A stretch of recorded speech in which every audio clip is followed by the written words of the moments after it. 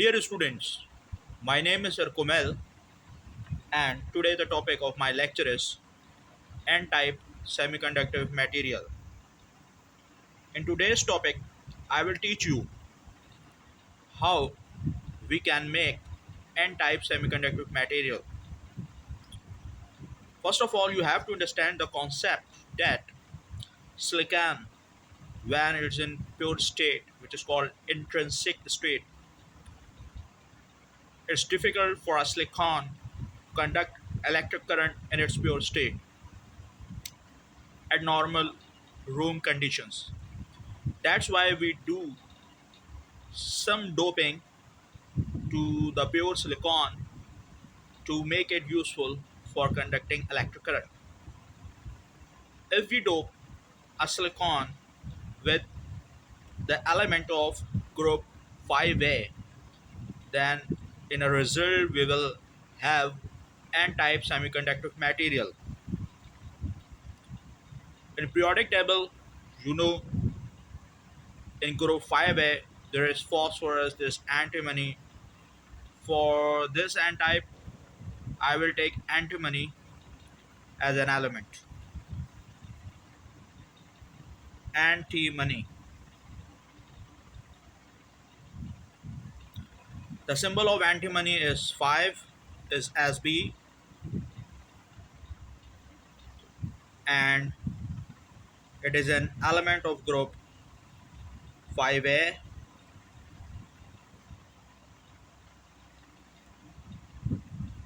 It means it has 5 valence electrons in its outermost shell, which is called valence shell. Antimony has 5 electrons in its outermost shell.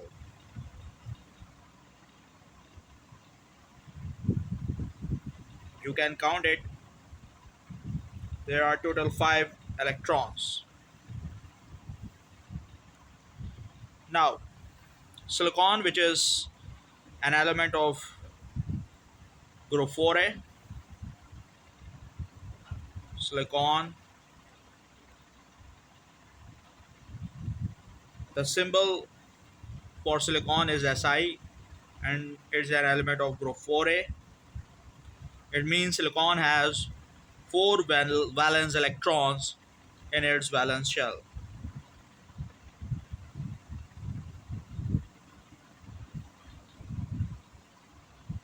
First electron, second electron, third electron, and fourth electron.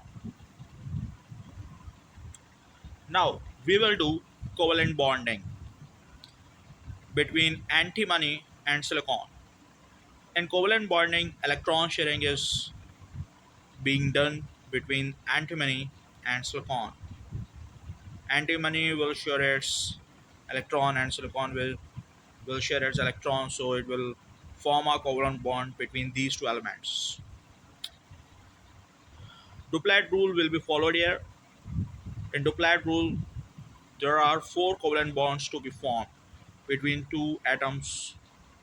So antimony will form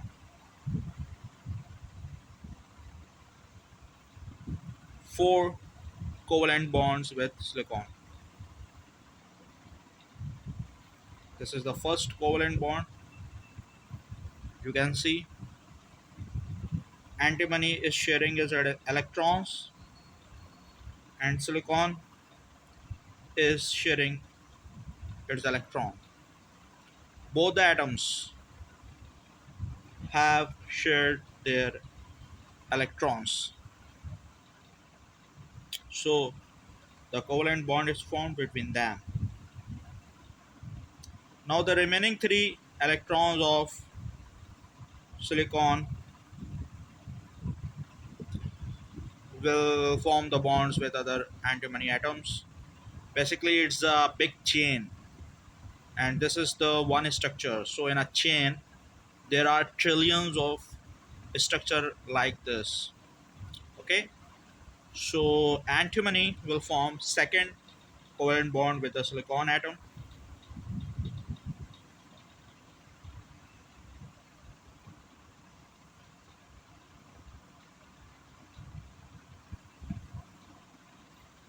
Antimony is sharing its electron with silicon, and silicon is sharing its electron.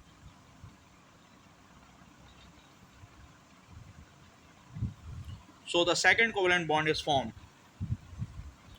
between antimony and silicon atom.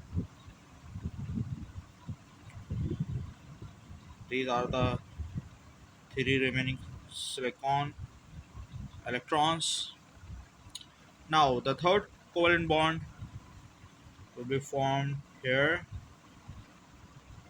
between antimony and silicon. Antimony is sharing its third electron with silicon to form the third covalent bond. So this is the third covalent bond.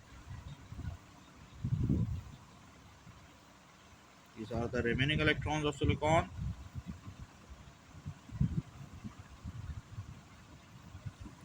Now the fourth and the last covalent bond will be formed between antimony and silicon here. Antimony is sharing its fourth electron with silicon, and silicon is sharing its electron. So the fourth covalent bond is formed.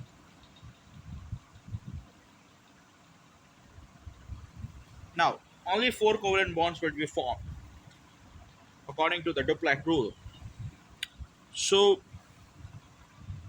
there is an extra electron in the valence shell of the antimony atom.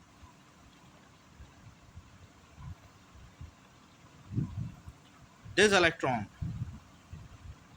is not being shared with any silicon atom. Why? Because four covalent bonds have to be formed. So this is free electron, and it will flow into the particular direction.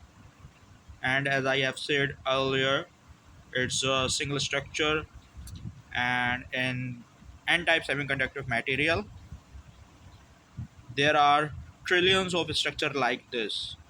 So there will be trillions of electrons in n-type semiconductive material. That's why we say the majority carriers in n-type semiconductive material are electrons,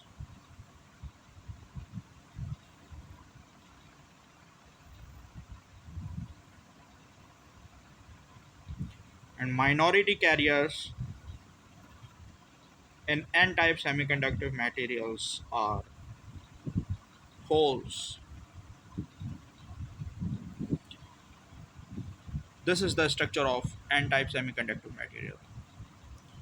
It's a free electron, extra electron, which is not being shared in any covalent bond, so it's free to flow in a particular direction.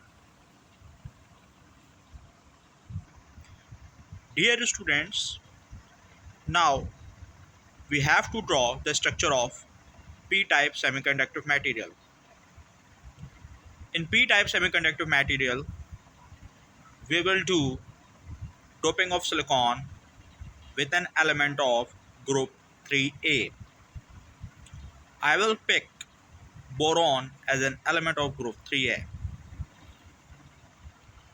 Boron.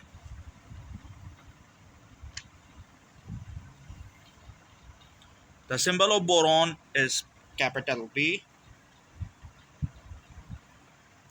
and it's an element of group 3A, which means boron has three valence electron in its outermost shell. Now we will do the same covalent bonding as we have done in the case of n-type semiconductive material.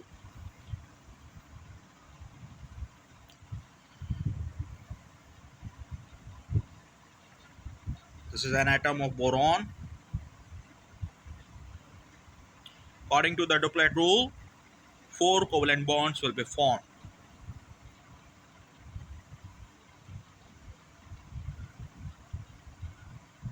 First covalent bond between boron and silicon is formed here. The symbol of silicon is Si.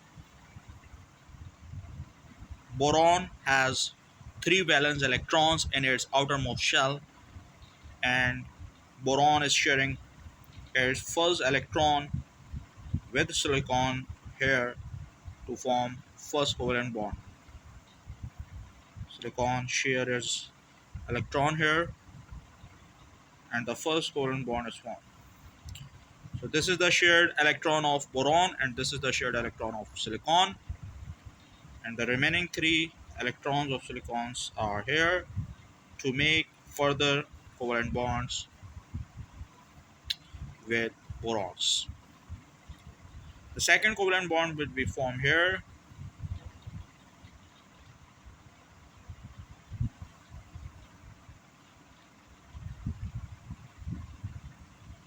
Boron shared its electron with silicon, and silicon shared its electron with boron, and the second covalent bond is formed here. This is the shared electron of boron, and this is the shared electron of silicon. The remaining silicon electrons are here. Now the third covalent bond will be formed here. Boron shared its third electron with silicon, and silicon is sharing its electron with boron, and the third covalent bond is formed here.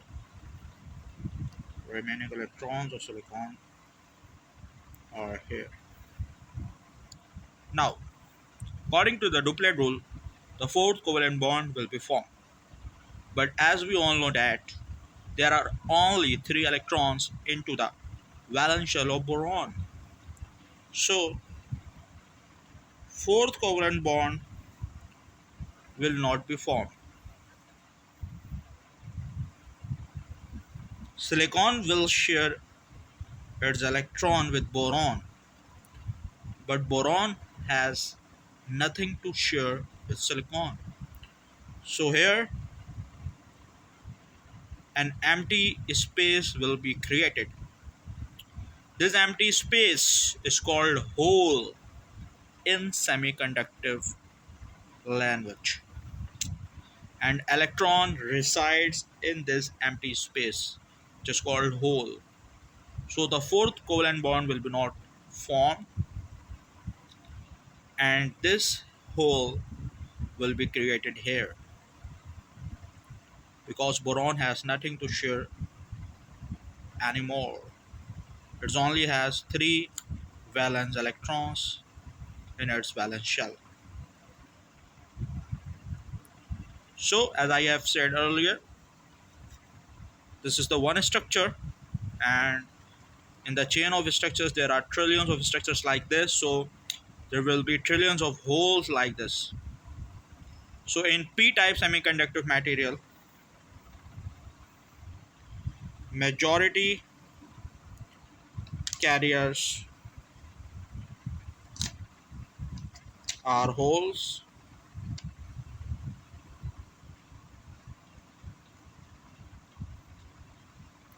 and minority carriers are electrons.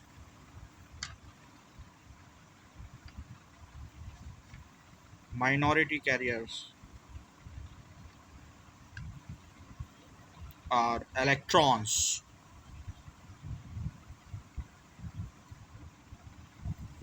This is the structure of P type semiconductive material.